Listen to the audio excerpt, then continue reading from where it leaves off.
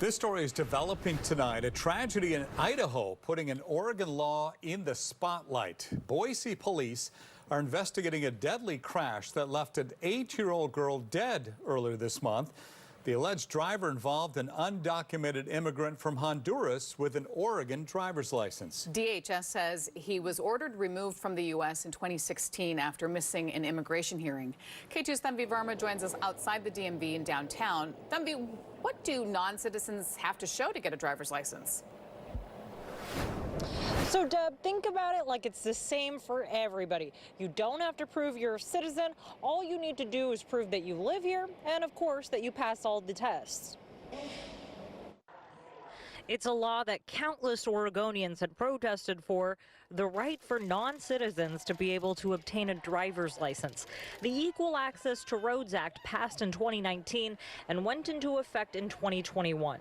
I don't want to target people, but come legally. You know, that's all that needs to happen. Margot Logan testified against it. The problem that I have is not so much with non-citizens, it's with the government and how the government performs or doesn't perform. And so I don't want this to be an attack on anybody, but we need to have laws. We need to have things be legal. P. Coons, Oregon's farm workers union, testified in support of the law, saying in part, many farm worker families must often go above and beyond to plan their lives around transportation availability. Many of our workers spend at least $40 a week carpooling, taking away from an already low wage. They added, the lack of access to legally drive adds an unnecessary stress and barriers for families that are already trying their very best to survive. P. Coon was not available for an interview today. Representative Susan McLean, who was a co-chief sponsor of the bill, weighed in, saying in part, regardless of citizenship status, families in Oregon must be able to take their kids to school, visit their doctor, and go to work. All street users are safer when drivers are licensed and insured.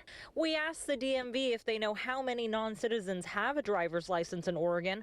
They responded that since a standard license does not require proof of citizenship, they do not have that information.